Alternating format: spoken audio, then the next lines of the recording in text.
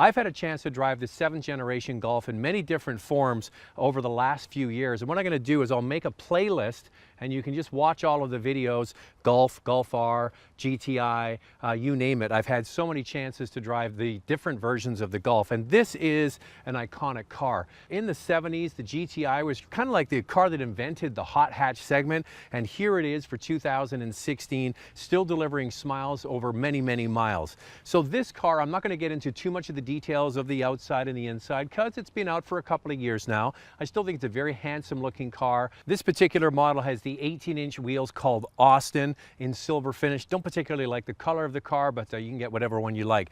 Inside is still a throwback to the way GTIs have always been put together, and a very nice place to spend some time. Now, just like the outside of this car, I'm not going to talk too much about the inside because the car has been out for a couple of years. But with the 7th generation Volkswagen Golf, they have done a very nice job of updating the look and feel of all the switchgear, the trim on the inside. And for 2016, they included Apple CarPlay and Android Auto into their head units, and this car has that as well. So when you grip the steering wheel and look at the finish, it really feels upscale, and it should. The GTI starts at about $28,500. And one iconic thing that they brought back with this car is the plaid seats. There was a few generations, I believe, where they didn't have it, and this really does look like the nice retro touch that the very first GTIs had in the 70s. This is a bigger car than before. It offers more space in the front and back seats and is a very useful shape. It's really a box on wheels with a sporty heart. So functional, absolutely, and fun, you bet. Now, this model that I'm driving is the performance version of the GTI. You get a 10 horsepower bump from 210 to 220. But off the record, a lot of guys get performance chips for these cars and reprogram them to get a lot more torque and power, but that's off the record, so you can save a little bit of money. Now, what I love about this car is the 7th generation platform is so sophisticated. And if you get it with the dual clutch transmission, the DSG, you just push it down and you're in sport mode, which really wakes this car up. And you also have the paddle shifters you can use as well to wring the most out of the engine. Now, if it was me, I would get this car with the manual transmission. It is just so much fun to drive this car based on the platform. The 7th generation Golf, all of them, whether you get the base model, the GTI or the Golf, are all wonderful cars to drive. And it just feels oh so connected to the road and high quality. To me, I describe it as Audi Light.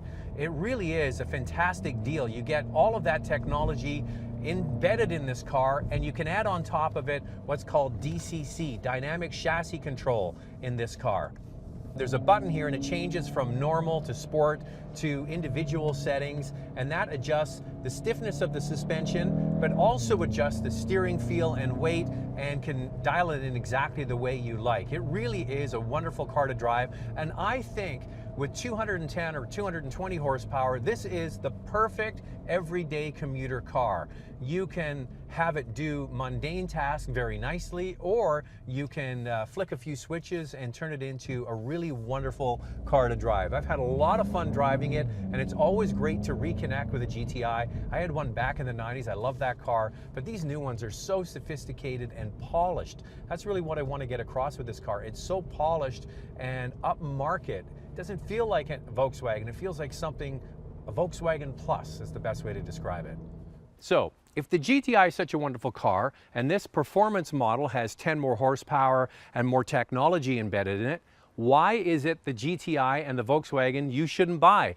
It all comes down to price. You see, a 3-door GTI in Canada starts at $28,500. You can go all the way to $37,000 if you get the 3-door with the performance package. Then you get into this 5-door model, which has quickly become the favorite. It starts at $34,000, and then if you want the performance package, it's $38,000. Here's the rub.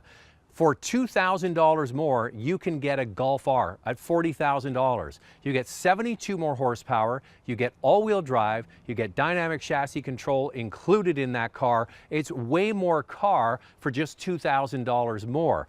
And it's an exclusive car as well. A Golf R really is something that people want, which probably means it's going to be worth more down the road when you want to go and sell it. So the GTI is great. If you can keep the price down into the low $30,000 range, this is a heck of a lot of car.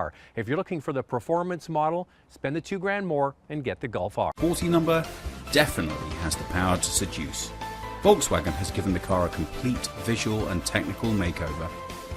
The front of the Scirocco changed as well. We got new headlights, they're a bit smaller and a bit slimmer. We got a new grille and we got that one new as well. So the whole car looks a lot deeper to the ground. The rear, lit exclusively with LED lamps, has also been revamped. The VW badge is not just for looks, it has a practical function. It can be swiveled and used as a handle to open the stylish tailgate. The lines of the new Scirocco have become sharper, more robust and more precise. Soft edges have been brought into line in a striking fashion. Just like the Golf GTI before it, the Scirocco also consciously plays the sporty card. This applies to its external design as well as the interior. Here we can expect as standard among other features, sport seats, a leather sports steering wheel, air conditioning and hill start assist. The high-performance sound system Dynaudio Excite was developed specifically for the Scirocco. The interior of the Scirocco's changed as well.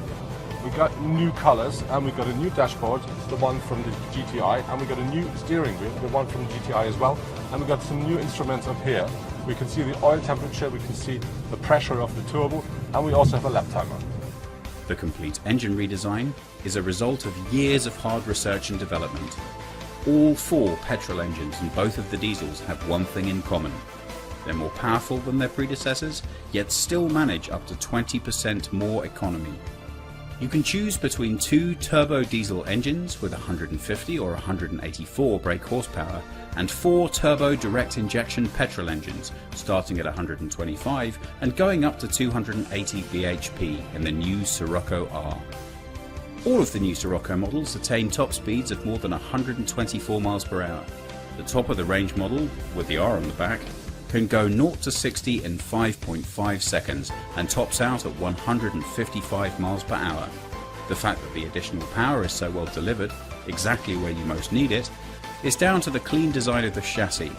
It's streamlined and comfortable at the same time. The steering is precise and responsive, ensuring safety in the event of any surprises. The new version of the Scirocco really works, but not just because of its great new looks. It's more powerful and more economical than ever before. The coupe is a very attractive prospect for all those drivers who enjoy a compact and agile sports car